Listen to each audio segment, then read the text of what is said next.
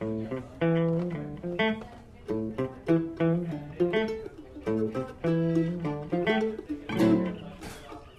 time 94 came along, we were ready to leave. And so we sailed down the coast, down to Mexico. We went all the way to Zihuatanejo. It took us about 6 months of cruising and anchoring and meeting people and discovering that Mexico is a fabulous country with wonderful people. Just loved it. And then from Zihuatanejo, we took off, headed southwest to Easter Island.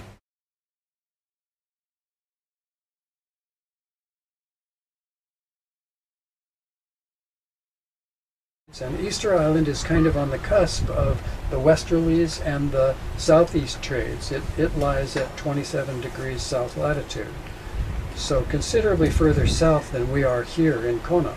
We're at 19.5, 1951. So from there we had an incredible visit on Easter Island. And I don't recommend going there. I want that to be clear. Really? It's a very dangerous place for a boat. We were very lucky not to lose the boat and our lives because it was dangerous. And then we went to Pitcairn Island.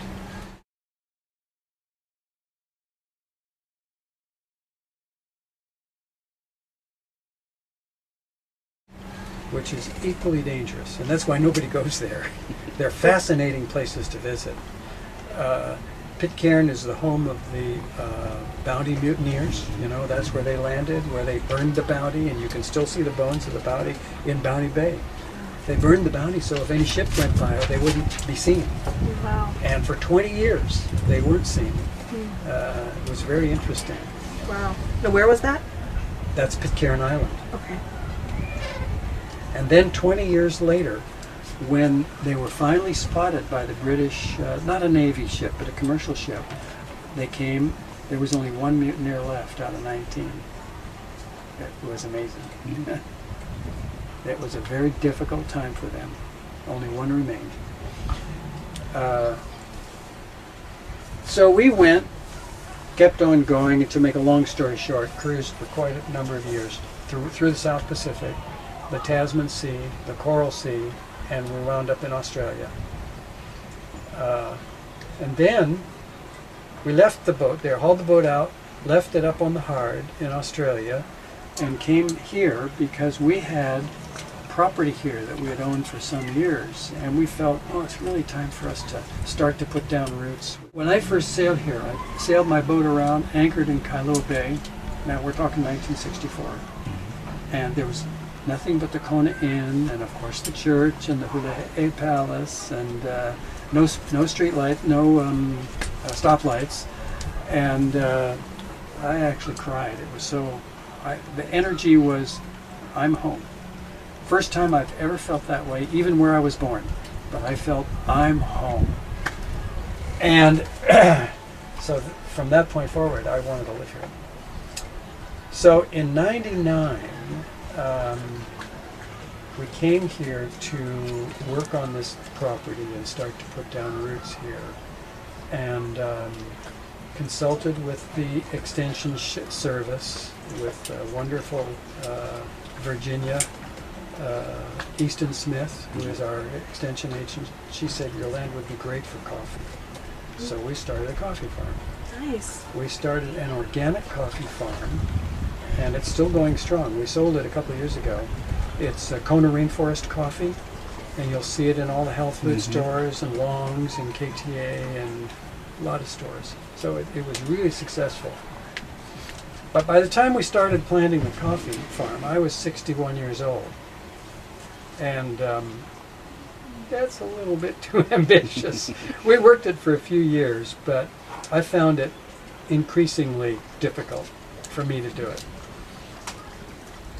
Wasn't a problem for my wife, but it was a little bit for me. So we sold the farm. And that led us to being able to put the boat in the water and refurbish the boat. So you brought the boat back because you left it. Yeah, in 2002. Okay. We had a window of opportunity because we had a nice couple looking after the farm. We flew to Australia and brought the boat back. Oh, unlike a lot of people who are disappointed about it, I just love it more. It's still a wonderful place. All you have to do is go up the hill to Honolulu or any place close, and it's still the old Hawaii. Just because we have Walmart doesn't ruin Kona, you know.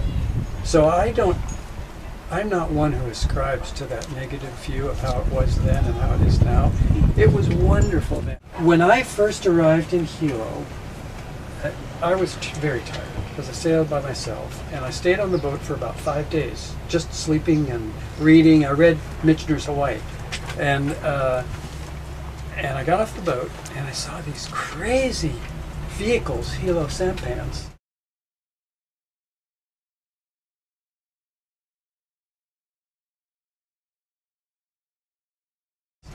And I wanted to ride one into town.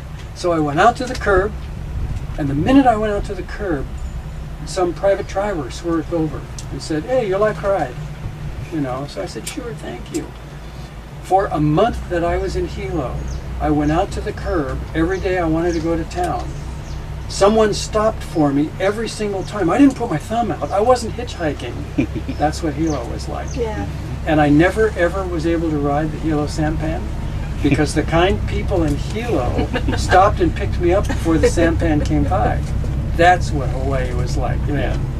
And it's only a little bit different now. You know, we're a little more cosmopolitan, but it's still a fabulous place. Yeah.